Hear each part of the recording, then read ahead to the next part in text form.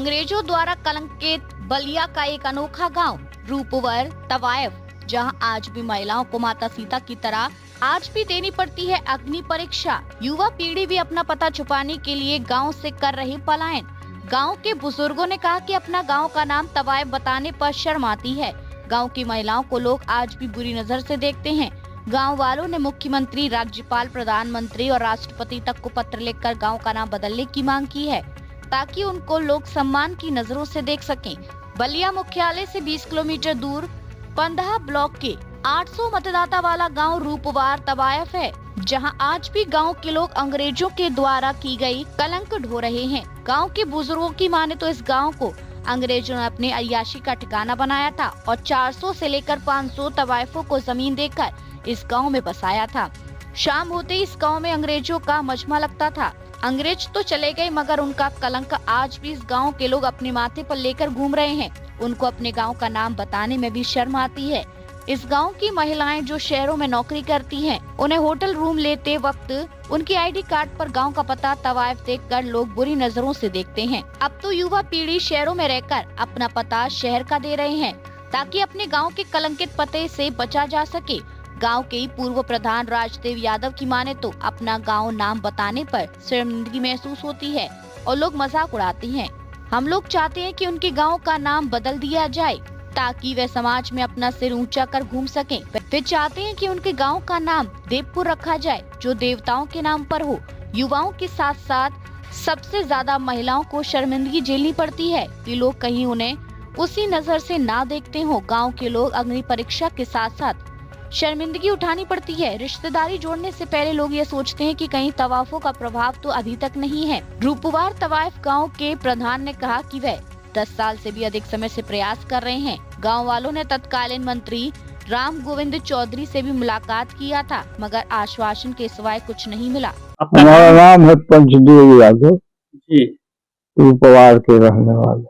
पूरा गांव का नाम क्या है आपका? रूपवार तवायफ है। ये अंग्रेजों के जमाने से चला आ रहा। यह आबादी यहाँ बाद में जब बसी है तो लोगों को बहुत कलंकित नाम दिखाई। इसीलिए आज ये समस्या 2023 से चल रही है। कोई अधिकारी, राष्ट्रपति, प्रधानमंत्री और मुख्यमंत्री से लेकर कोई बचा नहीं है। सबके पास दरखास्त चली गई है। लेकिन अफसोस है, दुख है इस बात का कि रात दिन नाम जो है तुरंत बदले, तुरंत अध्यादेश जारी हो गया और यह दरखास्तों को जरा भी निगाह किसी माननीय अधिकारी की गई नहीं। इसलिए कष्ट हो रहा। ये गांव का नाम तवायफ कैसे पड़ गया?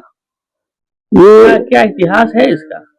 ये अंग्रेज जब आए हैं तो यहाँ कोई आबादी दूसरी नहीं थी, केवल मुसलमान थे। जी बाबा, क्या नाम है आपका? कहाँ के रहने वाले हैं? राजदेव यादव, ग्राम रूपवार के साथ तवायफ लगा हुआ है, उस गांव के निवासी है।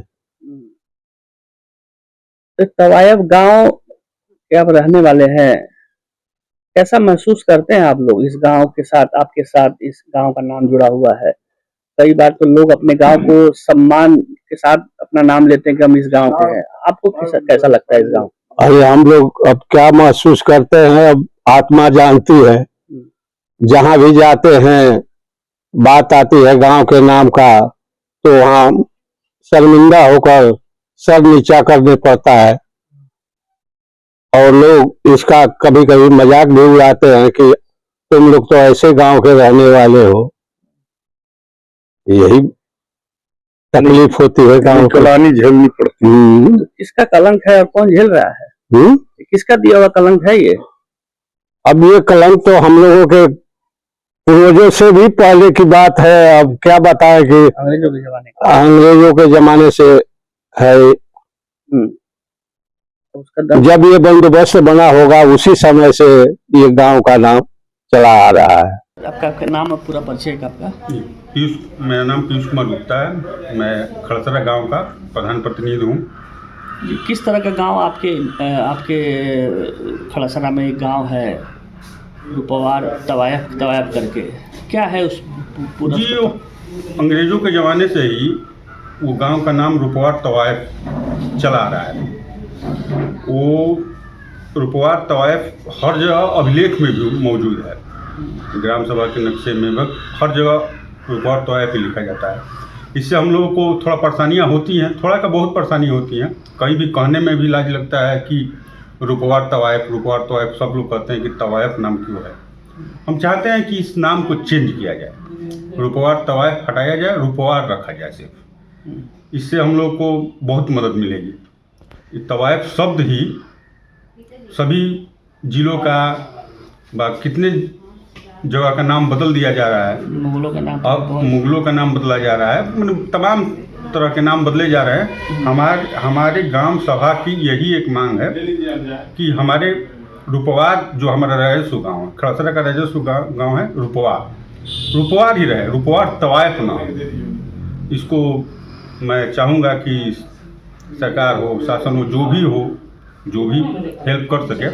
हम लोग बहुत दिन से प्रयास कर रहे हैं कि इस नाम को बदला जाए। 10 साल हो गया, मंत्री जी लोग से भी भेंट किया गया, राम गोविंद चौधरी से भी भेंट किया गया था। मंत्री जी आश्वासन दिए थे, प्रयास भी हुआ था बहुत।